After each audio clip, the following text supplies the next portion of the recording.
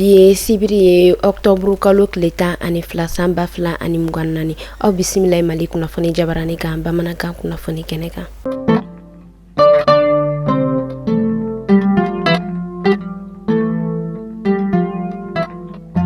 Kunnafoni daminɛna ka sangani an ka finitigilamɔgɔw olu ka kunnafonna kɔnɔna ye a yɛrɛla k'a fɔ an ka ministre de la défense colonel Sadio Kamara ale yɛrɛ kɔni bɔla ka taa bɔnna o yɛrɛ kɔni kɛ sankaw olu bara la bɔnna o yɛrɛ kɔni kunba ye min ye a yɛrɛla k'a fɔ ko a taara ka militaire dɔ o yɛrɛ kɔni dayɛlɛli la o hukumu de kɔnɔna na o y'a yira k'a fɔ ka militaire ale yɛrɛ kɔni bonya bɛ taa fɔ hectare 500 o yɛrɛ kɔni ɲɔgɔn kɔ la ko ka militaire u yɛrɛ kɔni bɔla k'u yɛrɛ mago bɛ jɔ baara fɛn na fɛn min yɛrɛ kɔni u ka logement ye ale ni u ka dɔgɔtɔrɔso ye ani fɛn min yɛrɛ kɔni courant ye ko u yɛrɛ kɔni bɔla ka olu kɛ ka militaire kɔnɔna na walasa lakana ani basigi o bɛ se ka sabati cogoya min na an ka jamana kɔnɔna na. Alisa an bɛ to an ka finitigilakaw ka kunnafoniya kɔnɔna na fɛn min yɛrɛ kɔni an ka lakana tigilamɔgɔw ye ni a bɛ wagati damadɔ o yɛrɛ kɔni bɔ olu bɛ wuli ka jɔ o yɛrɛ kɔnɔna an ka jamana kɔrɔnya fanfɛ Kidali kɛrɛnkɛrɛnnenya la Tinzawatène ni tile fila yɛrɛ kɔnɔna kunnafoniyaw olu yɛrɛ kɔni bɔla ka jɛnsɛn o y'a yira k'a fɔ fɛn min yɛrɛ kɔni an ka finitigilakaw ye k'u ka wuli ka jɔ dɔ o yɛrɛ kɔni senfɛ fɛn min yɛrɛ kɔni ye banbagaci ɲɛmɔgɔ min ye ni a bɛ wele ko Yaga Agali o y'a yira k'a fɔ ko a ka morikɛ k'u yɛrɛ kɔni ka wuli ka jɔ olu yɛrɛ kɔni nana ko u yɛrɛ kɔni sera ka tigɛ da kɛ ale kan ka a bɔnɛ a nin na an bɛ ala deli alisa ala ka jamana in basigi. Farikolo ɲɛnajɛ ale kunkanko la ka sangani kan Maroc 2025 ale kɔni phase éliminatoire a yirala k'a fɔ kunu jumadon octobre kalo tile 11 san 2024 kɔnɔna na nɛgɛ kanɲɛ 19 waati stade 26 mars ale kɔnɔna na fɛn min an ka samata sɛgɛw ye olu ni Guinée Bissau dolontannaw bɔla ka ɲɔgɔn sɔrɔ terrain o yɛrɛ kɔni kɔnɔna na a yirala k'a fɔ fɛn min an ka samata sɛgɛw ye olu yɛrɛ kɔni se o yɛrɛ kɔni sɔrɔ kosɛbɛ ni o yɛrɛ kɔni kelen o yɛrɛ kɔni do Guinée Bissau la fɛn min yɛrɛ ne dolontan ye a yɛrɛ kɔni kuma cayala kosɛbɛ supporteru olu y'a yira k'a fɔ ko fɛn min yɛrɛ kɔni tige ko o yɛrɛ kɔni kun sɔrɔli ko o kun gɛlɛyala kosɛbɛ o hukumu de kɔnɔna na fɛn ma fote ale yɛrɛ kɔni bɔla k'a yira k'a fɔ ko tige ko ale yɛrɛ kɔni ma gɛlɛya fiyewu ko u yɛrɛ kɔni sɔrɔ ko o yira dugudenw na an ka samata sɛgɛw olu yɛrɛ kɔni bɔla ka Guinée Bissau ale cini kuru kelen ani fu ɲɔgɔn kɔ ye fɛn min yɛrɛ kɔni ye entraîneur ye Saint-Fiet ale bɔla ka a yira k'a fɔ ko ale yɛrɛ kɔni ma nimisi wasa o sɔrɔ alisa an ka dolontannaw la o tɛmɛnen kɔfɛ supporter dɔw olu yɛrɛ fana tilala tuguni k'u ka dusumakasi o yɛrɛ kɔni yira ka sababuya kɛ jama ale mana kɛ cogo cogo dɔw bɛ nimisi wasa sɔrɔ dɔw yɛrɛ fana olu tɛ nimisi wasa sɔrɔ an ka kunnafoni dilaw tun bɛ kɛnɛ kan u ye ja minnu sɔrɔ an ka jɛ an ka olu lajɛ ɲɔgɔn fɛ. Ne tɔgɔ Dawuda Keyita ne min faamu bi match in na a taabolo ka ɲi puisque joueurs bɛ ka se k'u yɛrɛ sɔrɔ u bɛ ka ballon ɲɛnama ta donc an kɔni sigilen don a kan deuxième mi-temps a kɛra cogo cogo on va remporter la victoire quoi an bɛ gagner quoi voilà. D'accord, donc tu es optimiste que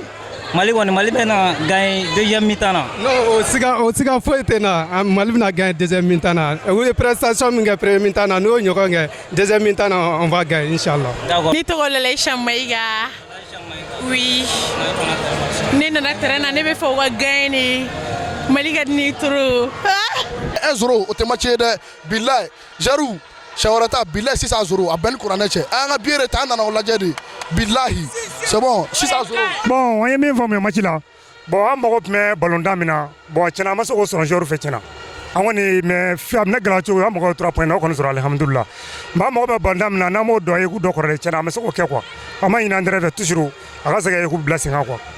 Bon bi ne ɲininka kɔni sanfɛ fayidi tun bɛ sanfɛ de. Attaque la quoi. Awɔ fayidi tun bɛ dɔɔnin parce que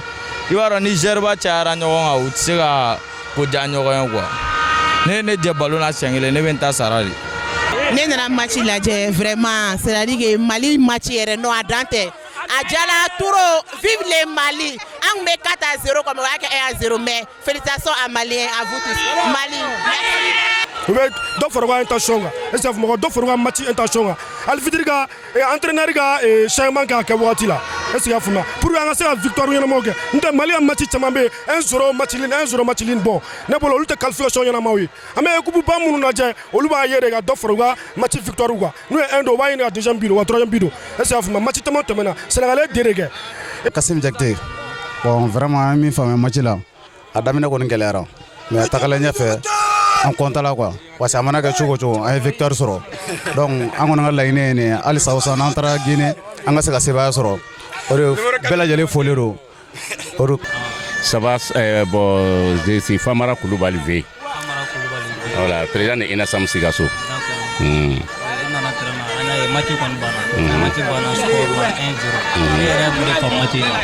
Bon, vraiment, ballon tana. Parce qu'on voit Sigasso, on Sigasso on en a pour que bon, vraiment match a gagné. Donc vraiment, on content parce que on a dit, c'est-à-dire que à te faut chamba quoi. Voilà, te faut chamba. Depuis kunu on bɛ yan donc on wula Sikaso kana match quand même. Tɔgɔ Ismaila Sanogo ne Inasam secrétaire général de Sikaso Inasam bureau de Sikaso. Vraiment min fɔ supporter min foli di supporter bɛɛ lajɛlen. Vraiment minnu bɔra Sikaso kana fara bɔn o tɔw ka yan ani Mali bɛɛ ta an bɛ foli di bɛɛ lajɛlen ma. Vraiment Jero ye o ka dɔ fara cɛsiri kan halisa. Vraiment supporter b'o kɔ yɛrɛ le o b'an b'o kɔ 100% mais halisa o ka dɔ fara cɛsiri kan an b'o le ɲini o fɛ. Vraiment olu kuma bɛ ne bolo ka fɔ. Togo dɔ de bɛ yan supporteru la ne Mali cira don min na u bɛ nisɔngoya Jɛru tɛ bɔlɔn Jɛru bɛ ka bɔlɔn tan dɛ u bɛ ka bɔlɔn tan ni dusu yɛrɛ de mais Gaye bɛ Ala de jɔrɔ i m'a faamu.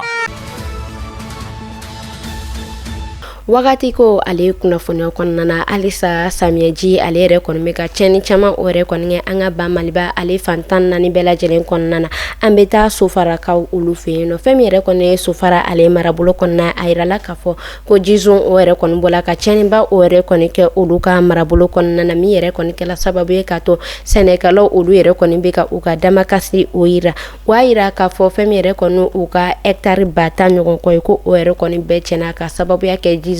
u yɛrɛ kɔni bɛ ka wele ko o yɛrɛ kɔni bila fanga tigilamɔgɔ ma walasa ɲinɛta u yɛrɛ kɔni bɛ se ka nimisi wasa o sɔrɔ a kɔnɔna na cogoya min na fɛn min yɛrɛ kɔni ye sɛnɛkɛlaw ye u yɛrɛ kɔni kamana galen don kosɛbɛ ka sababuya ko u y'a yira k'a fɔ ni ji ale yɛrɛ kɔni fanga bonya ko o yɛrɛ kɔni bɛ kɛ sababu ye ka to balofɛnw u yɛrɛ kɔni to u ka den cogo ɲuman o yɛrɛ kɔni sɔrɔ halisa ji ale bɛ ka cɛnni kɛ an ka ba Maliba ale fantan naani caman na i n'a fɔ fɛn min yɛrɛ kɔni an ka kalanso a yirala k'a fɔ kalanso caman o yɛrɛ kɔni datugula kosɛbɛ fɛn min yɛrɛ kɔni maaw ka so ye olu yɛrɛ fɛnɛ kɔni caman binna kalanso damadɔ minnu ni olu yɛrɛ kɔni bɛ an ka ba Maliba kɔnɔna na maa minnu ni olu ka so tiɲɛna olu yɛrɛ kɔni daga yɔrɔ o bɛnnen o ma u bala ka wele ka o bila fanga tigilamɔgɔ ma walasa u bɛ se ka fɛɛrɛ o sɔrɔ yanni kalan wuli ale waati cɛ.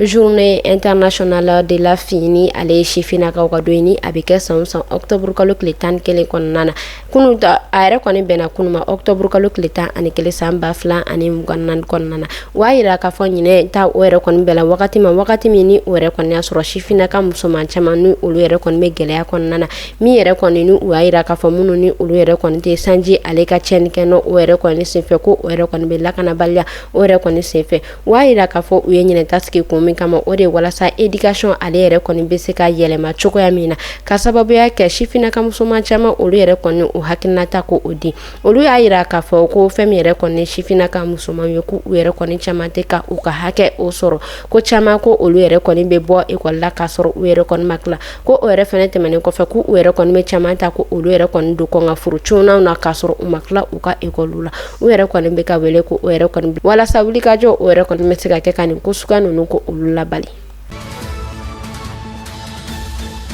a bɛ wagati damadɔ o yɛrɛ kɔni ɲɔgɔn kɔ bɔ fɛn min yɛrɛ kɔni taji o yɛrɛ kɔni kun sɛngɔ kun gɛlɛyalen don kosɛbɛ an ka ba Maliba ale kɔnɔna na an bɛ wagati min na i n'a fɔ sisan nɔ fɛn min yɛrɛ kɔni taji ale yɛrɛ kɔni directeur ba ye a yirala ka bɔ ale bɔla ka kunnafoniya ko o yɛrɛ kɔni dɛsɛ an ka kunnafoni disoba o la min yɛrɛ kɔni kɔnɔna na ni a y'a yira k'a fɔ ko taji ko ale yɛrɛ kɔni sɔngɔ jigila kosɛbɛ ko an bɛ wagati min na i n'a fɔ sisan ko taji bɛ ko o yɛrɛ kɔni litiri kelen ko o yɛrɛ b'a la ka feere 160. o hukumu de kɔnɔna na fɛn min yɛrɛ kɔni ye dugudenw ye olu yɛrɛ fɛnɛ bɔla ko hakilinata o di o y'a yira k'a fɔ ko ni taji ko ni o sɔngɔ jigila ko fɛn min yɛrɛ kɔni ye bolimafɛn ye ko dɔ kan ka bɔ olu yɛrɛ kɔni sɔngɔ la kɛrɛnkɛrɛnnenya la transport commun o y'a yira k'a fɔ sotarama halisa ale sɔngɔ b'a a nɔ na fɛn min yɛrɛ fɛnɛ ye kari ye ko olu yɛrɛ kɔni sɔngɔ b'a la ka yɛlɛ su ani tile ko dɔ ta la ka bɔ o la o yɛrɛ kɔni b'a la ka wele bila fanga tigilamɔgɔ ma walasa sɔngɔ jigi bɛ se ka kɛ olu fɛnɛ na.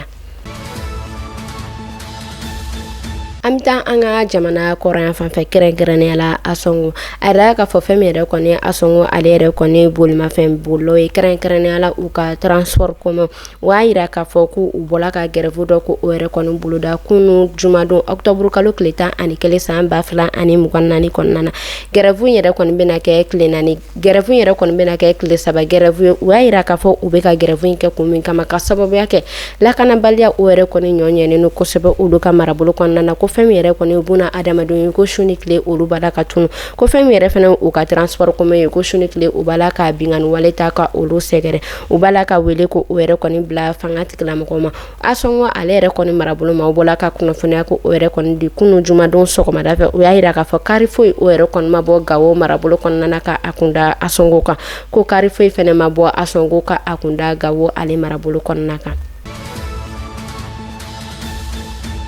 Alisa an bɛ to Asongo ale kunnafoniyaw kɔnɔna na a yirala k'a fɔ ko olu yɛrɛ kɔni u ka bolimafɛnw bolili ɛri ko o yɛrɛ kɔni boloda min yɛrɛ kɔni yɛlɛma dɔɔni o yɛrɛ kɔni kɛla o la. O y'a yira k'a fɔ u ka bolimafɛn minnu bɛ bɔ Asongo ka taa Gawo ani minnu bɛ bɔ Gawo ka na Asongo ko olu bolimafɛnw yɛrɛ kɔni wulili ko o yɛrɛ kɔni bɛna daminɛ nɛgɛ kanɲɛ 8 sɔgɔmada fɛ ko k'a bɔ nɛgɛ kanɲɛ 6 la. O y'a yira k'a fɔ ko fɛn min yɛrɛ kɔni u ka poste fɛnɛ ko olu yɛrɛ fɛnɛ bɛna dayɛlɛ nɛgɛ kanɲɛ 8 kɔnɔna na ko olu ka baaraw bɛ jɔ ni nɛgɛ kanɲɛ 17 waati. O tɛmɛnen kɔfɛ fɛn min yɛrɛ kɔni u ka transport commun olu bolibagaw ye ko olu yɛrɛ kɔni ma se k'a ni sariya kura in ko o faamu kosɛbɛ. Fɛn min yɛrɛ kɔni lakana tigilamɔgɔw ye olu y'a yira k'a fɔ u bɛ ka wulikajɔ in bɛɛ kɛ olu yɛrɛ de kama walasa k'u ni lakisi ka tila ka u bololafɛnw kisi. An bɛ Ala deli halisa Ala ka jamana in basigi.